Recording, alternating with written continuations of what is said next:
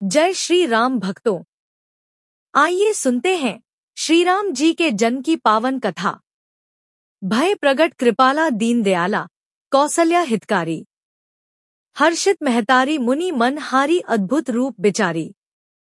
श्री राम जी की पवित्र जन्म कथा के अनुसार महाराजा दशरथ ने पुत्र प्राप्ति हेतु यज्ञ आरंभ करने की ठानी।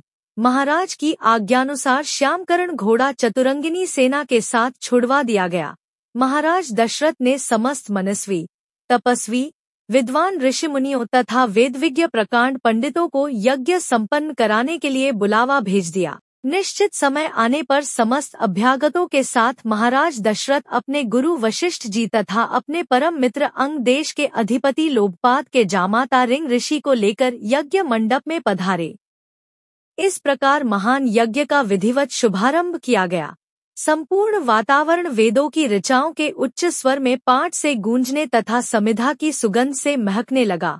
समस्त पंडितों, ब्राह्मणों, ऋषियों आदि को यथोचित धनधान्य, गौ आदि भेंट करके सादर विदा करने के साथ यज्ञ की समाप्ति हुई। राजा दशरथ ने यज्ञ के प्रसाद चरा, खीर को अपने महल में ले जाकर अपनी तीनों रानियों में वितरित कर दिया।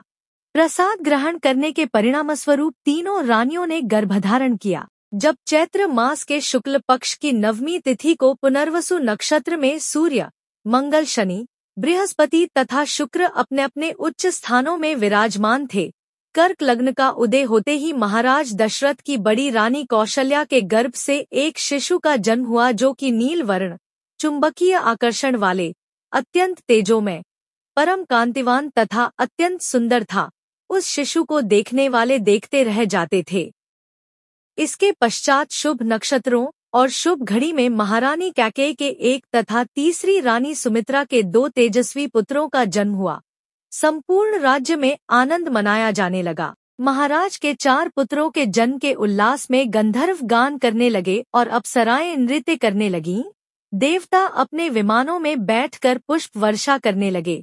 महाराज ने उन्मुक्त हस्त से राजद्वार पर आए भाट, चारण तथा आशीर्वाद देने वाले ब्राह्मणों और याचकों को दान दक्षिणा दी। पुरस्कार में प्रजाजनों को धनधान्य तथा दरबारियों को रत्न आभूषण प्रदान किए गए। 4 पुत्रों का नामकरण संस्कार महर्षि वशिष्ठ के द्वारा किया गया तथा उनके नाम रामचंद्र, भरत, लक्ष्मण और शत्रुघ्न रखे गए। आयु बढ़ने के साथ ही साथ रामचंद्र गुणों में भी अपने भाइयों से आगे बढ़ने तथा प्रजा में अत्यंत लोकप्रिय होने लगे। राम में अत्यंत विलक्षण प्रतिभा थी, जिसके परिणामस्वरूप अल्पकाल में ही वे समस्त विषयों में पारंगत हो गए। उन्हें सभी प्रकार के अस्त्र शस्त्रों को चलाने तथा हाथी, घोड़े एवं सभी प्रकार के वाहनों की सवारी में उन्हें असाधारण निपुणता प्राप्त हो गई। वे निरंतर माता पिता और गुरुजनों की सेवा में लगे रहते थे। उनका अनुसरण शेष 3 भाई भी करते थे। गुरुजनों के प्रति जितनी श्रद्धा भक्ति इन 4 भाइयों में थी, उतना ही उनमें परस्पर प्रेम और सौहार्द भी था। महाराज दशरथ का हृदय अपने 4 पुत्रों को देखकर गर्व और आनंद से भर उठता था। धार्मिक ग्रंथों के अनुसार त्रेतायुग में भगवान राम जन्म चैत्र शुक्ल नवमी के दिन हुआ था, जिसे श्री राम नवमी के रूप में मनाया जाता है। माता पुनि बोली सो मति डोली तजहु तात यह रूपा, कीजय शिशुलीला अति प्रियसीला यह सुख परम अनूपा।